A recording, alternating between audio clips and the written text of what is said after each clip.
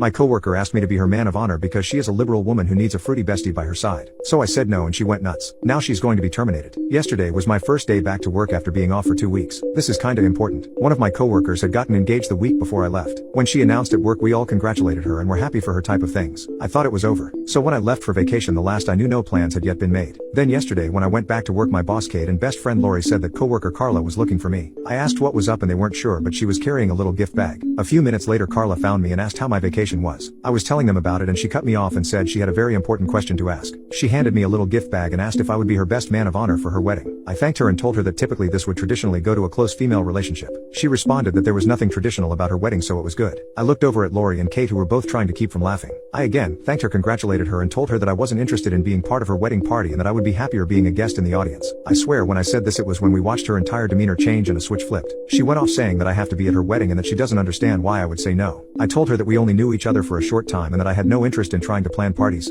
dinners, and shopping trips. She told me I needed to think about it and she would get back to me later. I told her go for it, but my answer will be the same. She walked away and I looked at Kate and Lori and asked what the ever-loving fresh creepy hell was that. Kate started to laugh and said she didn't know, but saying no like I did might have saved me a lot of headaches in the future. Lori made the comment that she went straight to Bridezilla, and this was a look into what she was going to be like. Carla came back today, however she went with a different approach and handed me a list of what she wants me to do in her vision of how she sees things. I asked her why she gave me this and she said that as her man of honor, these were my responsibilities. I told her again that I was not going to do any of this. She started again that she needed me to do this and how much fun it was going to be. Then she asked, haven't you ever wanted to be part of something special? I told her I was. I was a nurse. Enter Kate, who could sense that I needed help and told Carla one of her patients needed her help. I told Kate that if this keeps up I might need her help. She said she was already watching it and would intervene if I needed it. What did I miss? We aren't that close. She just transferred down to my unit from a different unit 6 months ago. I had no idea who she was until that point. Lori is saying that she is close in age to me and she might feel that to be enough of a connection. Did I miss something? When we are asked, are we supposed to automatically gush and jump up and down in excitement? Why is saying no a bad thing? Update.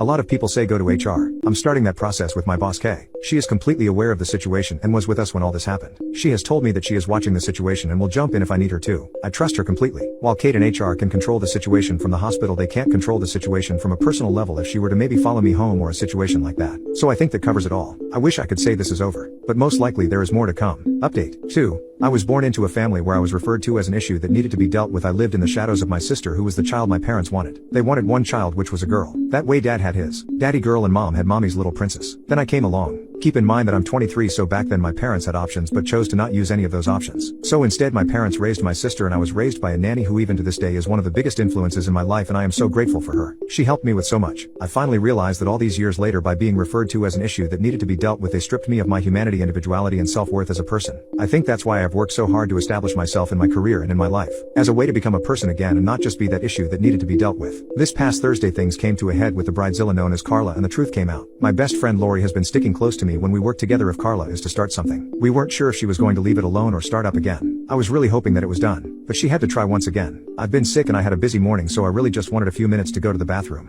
grab a quick snack, and maybe breathe. Carla came up and had her list and asked if I had a few minutes to talk about the wedding planning. I looked at her and told her again that I was not interested in being part of her wedding and that I was not going to help in any way, and she needed to drop the subject and leave me alone. Again, she went into the whole thing of how I was going to do this and how much fun it was going to be. Here we go with that line all of you loved the first time. Why in the ever-loving fresh creepy hell is it so important for me to be your man of honor? I'm not interested and I'm not doing it. It is as exactly as pretty much all of you told me it would be. She was just planning on using me as a token or a play toy. She took all of the fucked up gay stereotypes that are out in society and put them into one sentence. What modern liberal woman isn't going to have a gay bestie on her arm for special events? I felt everything in my stomach move and a wave of nausea came over me and I felt like I couldn't get to the bathroom fast enough. This pissed Lori off to no end. Lori is really kinda like the overprotective sister that I wish I would have had, and took Carla off to visit our boss Kate and laid it all out. Everything that was said. While I wasn't in on that conversation, Lori and Kate filled me in on what was said. Kate came to check on me and I was still hiding in the bathroom. She knocked on the door and asked if she could come in. I asked her for a bottle of water first. While I was waiting I realized two things. I realized why I chose to not hang out with her and why I didn't like her. I couldn't figure out why I didn't like her, just that there was something that gave me the heebie-jeebies. But I realized that I didn't like her because she is a different version of my sister. While Carla is educated and employed, she doesn't care about other people and their feelings. She is like my sister in the sense that if she wants something bad enough she will figure out how to get it. The second thing I realized was that she did exactly what my parents did to me. She completely dehumanized me and reduced me to an entity. Just kinda turned me into a token or a thing for her. I think the word that best describes it is I'm just a play toy. What really gets me is that just like my sister, Carla doesn't think she did anything wrong and I'm being too sensitive and a delicate snowflake. The next day an emergency meeting was held at work and Carla is being suspended pending investigation and a new transfer is being looked into. Kate requested for her to be terminated. The director of emergency nursing said this was a last resort, but she was going to be looking into options which could be sending her to a new hospital or facility.